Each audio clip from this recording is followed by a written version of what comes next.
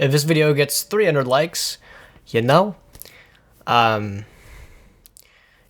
And massage in a French-ass restaurant. Hurry up with my damn croissants. What's up, my Nimrods? Gage coming back at you guys again with another video today. I am 1 quintillion bajillion % thankful you guys would spend a couple minutes with me today to talk about a children's card game that we both mutually enjoy so much. Today, yet again, we're adding on to my favorite series of all time, one that I've actually been able to keep going for a while, and that's this Yu-Gi-Oh card was good.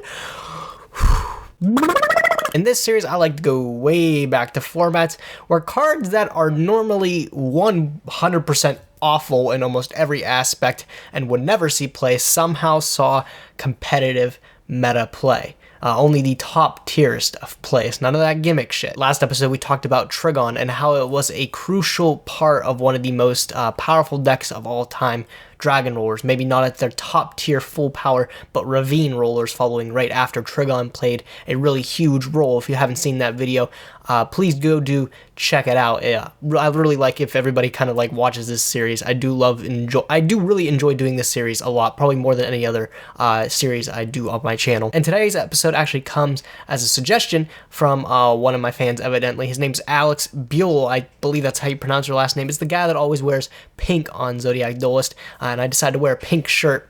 You can't really tell with the lighting, but this is definitely a very light pink shirt. I like your style, Alex. Keep it up. Today we're talking about a single card in the single worst archetype in Yu-Gi-Oh history, as a lot of people would like to debate, or the best, depending on what kind of mentality you have. Either you've got that competent mentality or you've got that meme mentality going on, and you'll understand why in a second, because we're talking about Shock Troops of the Ice Barrier today. As a lot of people know, Ice Barriers kind of have a cult following in Yu-Gi-Oh as the worst archetype as all time. People will try to find ways to break the deck or try to find ways to get the deck to at least win a game, only to fail multiple times. Deck is just astoundingly bad.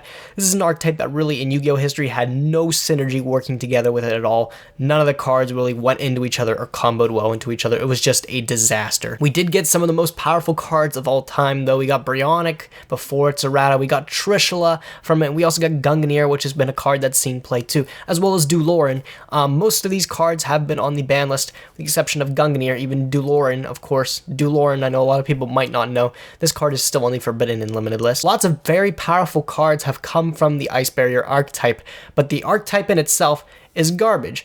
But there was another card that happened to see play from the Ice Barrier archetype besides all these super powerful Synchro monsters, and that card is Shock Troops. For people that don't know what Shock Troops does, Shock Troops is a level 3 spellcaster effect type monster with the effect of you contribute this card to select 1 face-up water monster on the field, destroy it, and add 1 Ice Barrier monster from your deck to your hand. To understand why this card was good, we're going to have to take a trip back into one of my favorite formats of all time. It's a format that I've talked about before, and that is Nekroz format. This is back when Nekroz still had it all going for them. They had Jinlock at full power, and people were trying to figure out ways to deal with this deck.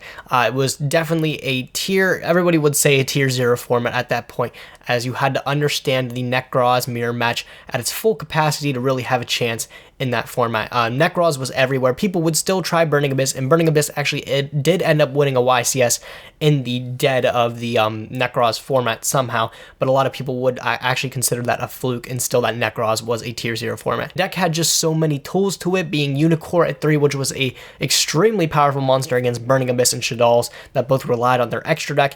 They had the Jinlock, which if people don't know, you can do a combo that would allow you to get a Colossus in defense position on the field that would just prevent your opponent from special summoning altogether. It was insane. Shrit was a card still at 3. Rhoda was a card at 3, which I think was meant to be tried with Noble Knights, but that deck didn't go anywhere.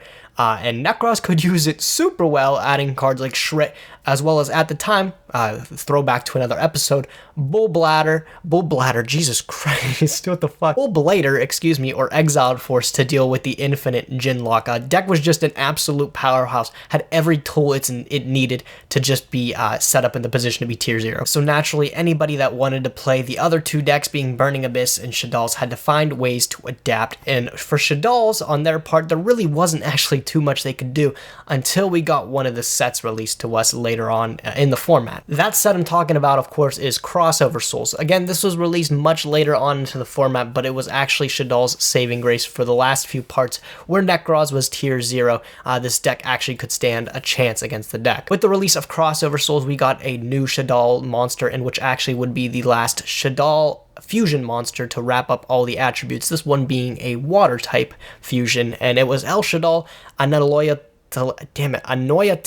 That's it. For people that don't know what this card does, as you really actually didn't get to see it as much because, like I said, this was at the closing end of tier 0 Nekroz format, but this is what El Shaddall Anoyatilis does. It requires one Shaddall monster and one water monster, must first be fusion summoned. Neither player can special summon monsters from the hand or graveyard with spell or trap effects. If this card is sent to the graveyard, you can target one Shaddall spell or trap in your graveyard and add it to your hand. You can probably already see why this card was absolutely ridiculous and a huge bombshell to Shaddall's being able to finally have a really, really good counter against Nekroz. It's because it just stopped your opponent from essentially ritual summoning altogether.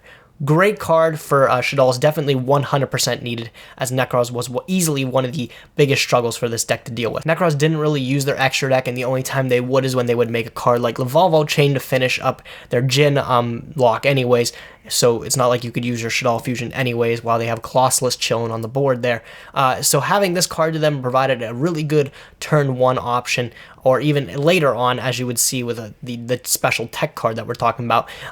This actually really helped the deck out in that format, in a format that it was severely struggling. So now that you guys are accustomed with not only the Jinlock, but Anoyatilis, I can now introduce you to our friend Shock Troops of the Ice Barrier and why this card managed to succeed. This card was a really cute tech choice that actually saw play in both Nekroz as well as Shaddall. In Nekroz, if you wanted to play Shock Troops, it was a really good way to deal with your opponent's Jinlock because, again, all Jinlocks are made on the Colossalus, which is a water type monster. So you would just summon Shock Troopers, sack it, pop their Colossalus, then go off on your own combo, and you would also have a Shock Troops in hand for next turn because you could add a copy of itself to your hand. However, people would probably agree playing Shock Troops and Nekroz, though people did do it, is probably not the correct choice because there were so many other cards you could get to that could easily deal with the Nekroz Jinlock. Cards like, again, the 3 Rhoda being able to get you into Exiled Force or Bullblader if that's your choice. It doesn't work with Shock Troops because Shock Troops was, oddly enough, a spellcaster. Also, cards like Dark Hole were still at 2, Raigeki was still around, and people even played 3 Book of Eclipse as a way to flip down the Jinlock to essentially mitigate the fact that it was even there. A lot of people had actually just better options to deal with than playing Shock Troopers and Nekroz. But where this card truly shined is when people decided to play it in Shaddall's because it actually held a dual purpose, and that's not only the simple way to deal with your opponent's Jinlock by sacking it and then killing the Colossalus, but also since you got to add an additional copy of its to your hand, you could use it to summon El Shaddall Anoyatilis. There wasn't a really good water toolbox you could use in Shaddall to be able to take full advantage of the attribute. Anoyatilis was just really difficult to summon because, unlike a card like Construct, there wasn't a lot of good water monsters that did something when you sent them to the graveyard, or that just did something in general. So naturally, people went digging and people found Shock Troops as the perfect fit for the deck. Not only because it was just a simple way to deal with the Jinlock, but also this card had the key purpose of adding an additional copy of it to your hand that you would then be able to fuse into Anoyatilis. That was a huge synergy, and it would definitely flip the game in your favor in most Nekroz scenarios, probably actually all of them. Anoyatilis was every Nekroz player's nightmare, and the fact that you could drop this thing while simultaneously getting rid of their Jinlock, which most players would just assume would make them completely safe, it was a scary thing to do with Shock Troops, all made possible because Shock Troops was a card. This is also really neat at the time because Nekroz was also able to flip that, and Nekroz was able to use Shock Troops on their Anoyatilis. So it was kind of a way to deal with both of the ways the decks would kind of just lock you out of the game. It just happened to work out perfectly between those two decks that made Shock Troops a playable card. Who would have guessed Ice Barriers would ever see meta play outside of their big boss monsters? Definitely not me. Let me know what you guys think of Shock Troops of the Ice Barrier. I don't think it'll ever see meta play again, but I'd love to hear what you guys think. That's all, folks. If you guys liked the video, be sure to like the video, thumbs up the video, how much best you enjoyed the video. If you guys did like the video, please do consider subscribing to my channel. I'm uploading regularly, and it makes me very happy, and it makes you 10% cooler when you hit that subscribe button. That being said, thank you guys for watching, and I will catch you guys in the next video, probably tomorrow. Thanks for watching, guys. Nim signing out.